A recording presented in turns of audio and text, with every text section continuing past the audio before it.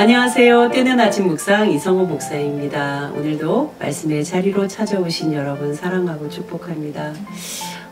저와 여러분에게 이 말씀의 자리가 하루를 살아내고 버텨낼 수 있는 힘, 하루를 견뎌낼 수 있는 에너지, 하늘로부터 내려오는 정말 은혜의 단비가 될 수 있기를 주님의 이름으로 축복합니다.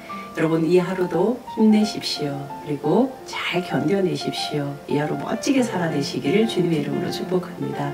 오늘 함께 나눌 말씀은 사무엘상 14장 6절에서 7절 말씀입니다. 요나단이 자기의 무기를 든 소년에게 이르되 우리가 이 할례 받지 않은 자들에게로 건너가자. 여호와께서 우리를 위하여 일하실까 하노라.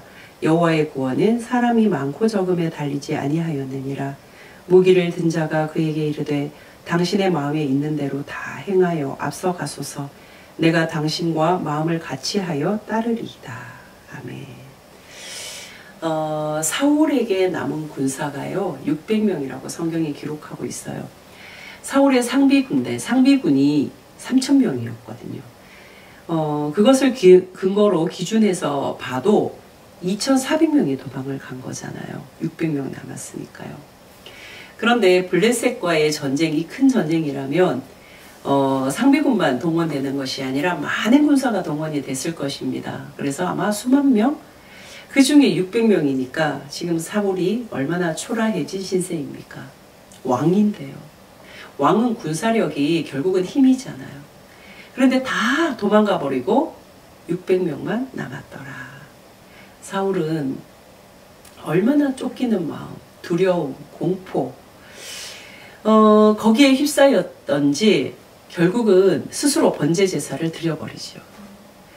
사울의 무지함, 번제 제사, 하나님께 제사 드린다는 것이 어떤 의미이고 이 제사를 왜 사무엘이 주관을 해야 하는지 아무런 그 영적 의미를 알지 못하는 이 사울이었기에 그의 무지함이 교만을 만들어내요. 결국 파멸로 가잖아요.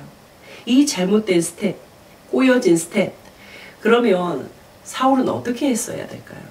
사무엘이 아주 단호하고 엄하게 하나님의 이 심판의 메시지를 경고할 때 납작 엎드려야죠. 여러분, 엎드리는 것이 신앙입니다. 그죠? 무언가 내가 잘못됐다, 신호가 뭔가 아니다 싶을 때 피하고 도망가는 것이 아니라 엎드려야 되는 거예요. 사울은 그때 엎드렸어야 돼요. 사무엘 앞에 엎드리고 내가 죄를 저질렀다. 내가 하나님의 질서를 허물었다. 내가 잘못된 일을 했다. 하나님께 철저히 듣고 복종해야 되는 것을 내 식으로 해석을 해버렸다. 내가 범죄하였다. 엎드렸어야죠. 그러나 성경이 사울의 반응을 기록하지 않는 것은 사울이 아무런 반응을 하지 않았다는 말과 동일하지 않을까요? 한번 스텝이 꼬였습니다. 빨리 풀지 못하고 그 스텝은 계속 꼬여가죠. 풀지 못한 스텝은요, 더 꼬여가는 거예요. 자, 600명 밖에 남지 않은 이 사울. 그런데요, 블레셋은요, 진짜 쫙 펴서 지금 진을 치고 있는 거예요. 얼마나 강한지 몰라요. 그리고 블레셋의 그 무기는 제가 어제 말씀드렸죠. 철기무다라고요. 이 철을 가지고 무기를 만들었으니 얼마나 강력했겠습니까? 거기에 반해서 이스라엘, 히브리 사람, 이스라엘은요, 농사기구를 가지고 전쟁에 임하는 거예요. 곡괭이 들고요. 성경을 보면은 도끼, 괭이, 삽. 그런데 이것마저도 별이한다. 이걸 갈고 연마하는 것을 별이한다고 하잖아요. 하지를 못했어요. 그걸 하려면 블레셋까지 가야 되는 거예요. 왜요? 13장 19절에 보면은 그때의 이스라엘 온 땅에 철공이 없었다. 왜? 블레셋 사람들이 히브리 사람이 칼이나 창을 만들까 두려운 나머지 철공을 다 없애버린 거예요. 이 대장장이들을 존재하지 못하게 한 거죠. 그래서 이들이 그걸 갈고 닦으려면은 연마하려면 어디로 가야 되냐면 블레셋으로 갔어야 되는 거예요. 그러니까 싸우는 그날에는 이들은 무딘, 그죠? 무딘 곡괭이, 도끼, 괭이, 삽 이런 거 가지고 있었을 거 아닙니까? 무기라고 할 수가 없죠. 자, 이런 상황이에요. 이런 상황에서 블레셋하고 싸워봤자 되겠습니까? 수십만의 군사들이 최첨단 무기를 가지고 지금 딱 덤벼들려고 태세를 갖추고 있는데 되겠습니까? 자, 이런 상황입니다. 그런데 이 사울의 위태로움, 위기에 빠진 이 사울에게 여러분 요나단이 있다는 사실이요. 아들 요나단, 성경을 보면 요나단이라는 인물은 정말 하나님을 제대로 알고 하나님을 제대로 믿는 한 사람으로 기록되고 있어요. 어떻게 사울에게 이런 아들이 있을까?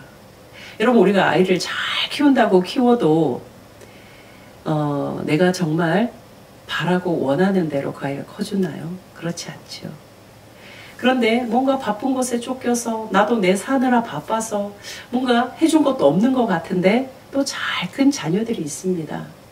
우리가 감히 아이들을 가지고 지금 판단할 수는 없지만 그럼에도 불구하고 이 사울을 보면 그 아버지의 그 아들이 될 것 같은데 전혀 다른 요나단의 모습이에요.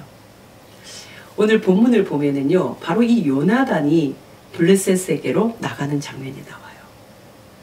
놀랍지요. 이 어마어마한 블레셋 그 군대 앞에 요나단이 나가고 있습니다. 그런데 6절에 보시면 자기의 무기를 든 소년, 그러니까 요나단에게 무기를 든 소년이 있습니다. 자, 아무리 생각해봐도 아무리 머리를 굴려봐도 저 어마어마한 군대를 요나단이 뭐길래 당해내겠습니까? 그걸 어떻게 당해내겠습니까? 이 소년이 아무리 요나단의 명령을 듣고 따라야 되는 그런 신분에 있다 할지라도 얼마나 겁이 나고 두려웠을까요?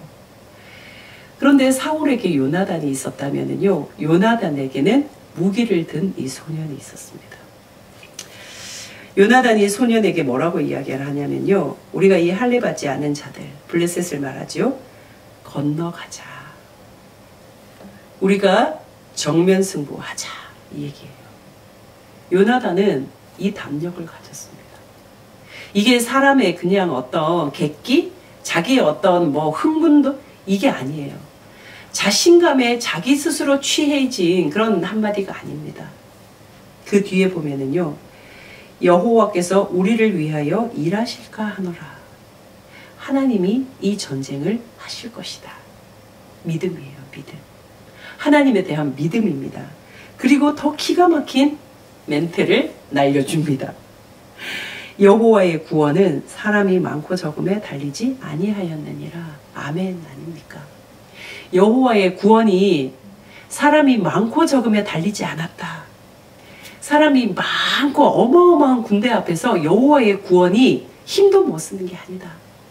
힘을 잃어버리는 게 아니다. 적다고 승리로 이끌고 많다고 패배하게 하는 그런 구원이 아니다. 여호와의 구원은 오직 하나님의 뜻대로 행하시는 은혜의 구원이다. 지금 요나단은 이것을 고백하는 거예요. 마치 다윗이 연상되는 것 같지 않습니까? 골리앗과 싸우는 그 다윗이요.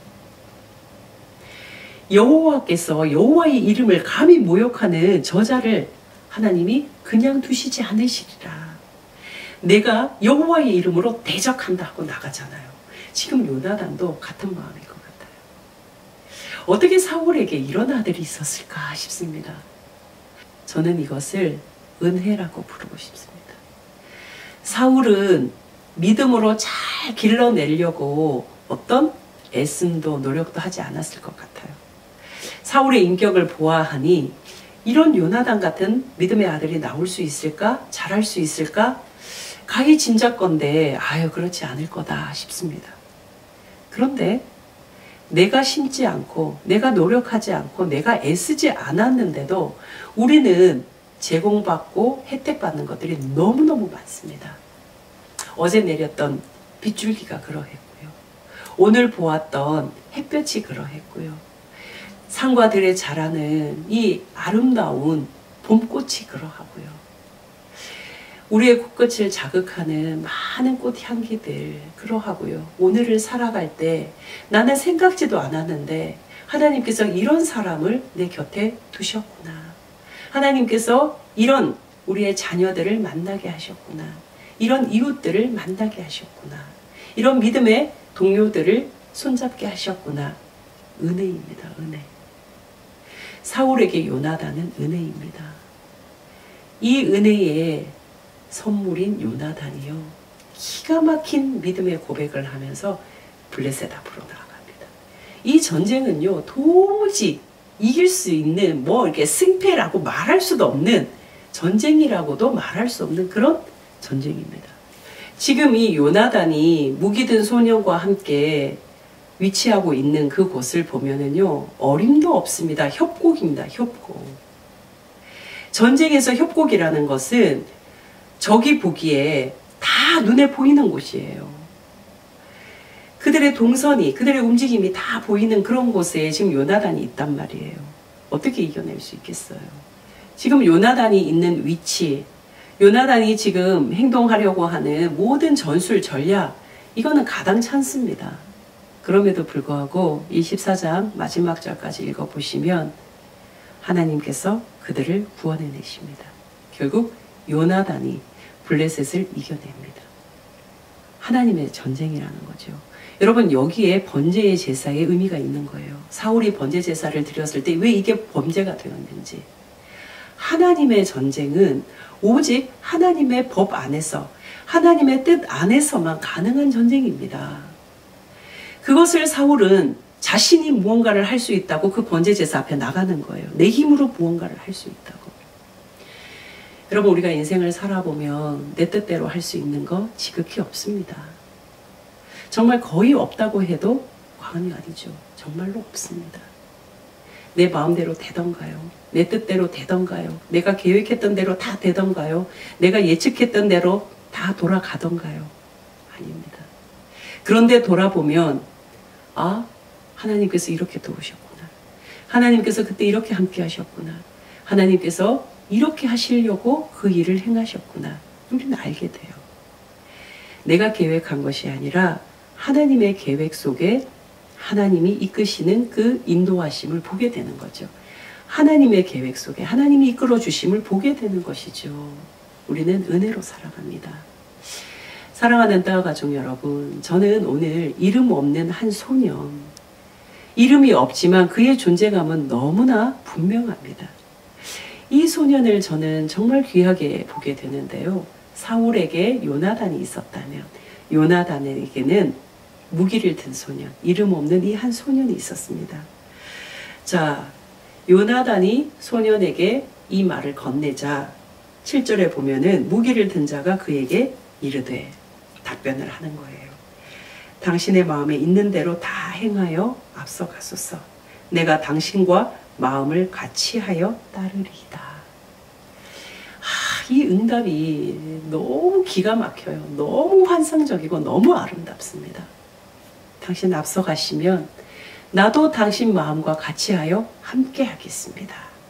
동지, 신앙의 동지, 믿음의 동지입니다. 여러분 믿음의 동지가 있으십니까? 여러분과 마음을 늘 같이 하는 기도의 동지, 믿음의 동지가 있습니까? 삶의 동지가 있으십니까? 여러분, 나오미에게 룻이 믿음의 동지였어요. 여러분의 남편, 여러분의 자녀, 여러분의 부모님, 여러분의 이웃, 여러분의 신앙 공동체는 믿음의 동지입니까? 정말 그러하시기를 주님의 이름으로 축복합니다. 하나님의 길을 걷는 사람에게 주시는 은혜, 함께 그 길을 걸어가는 사람을 주시는 거예요. 하나님의 길을 걸어가는 사람에게 하나님이 주시는 선물은요, 같이 걸어갈 수 있는 동지를 주시는 거예요. 내가 누군가에게 동지가 되면 얼마나 좋겠습니까? 나에게 그런 동지가 있으면 또한 얼마나 좋겠습니까? 여러분, 두 가지 중에 하나를 하십시오. 내가 그런 믿음의 동지, 신앙의 동지가 되시든 나에게 그런 동지가 있음을 오늘 발견하시든. 사랑하는 따 가족 여러분, 우리는 하나님의 은혜 속에 살아갑니다. 은혜 없이는 한순간도 살아갈 수가 없습니다. 오늘 내가 당한 고난, 내가 겪는 어려움이 너무너무 크다. 정말 숨을 쉴 수 없을 정도로 기가 막힌 어려움이다. 정말 고통스럽다. 그럴지라도 그 고통의 크기 이상 하나님의 은혜가 함께 하신다는 것 잊지 않으셨으면 좋겠습니다. 하나님이 여러분과 함께 길을 걸어가고 계십니다. 이 동행의 은혜가 우리 따가족 모두에게 오늘 하루 충만하게 임하시기를 주님의 이름으로 축복합니다. 내일 또 뵙겠습니다. 샬롬.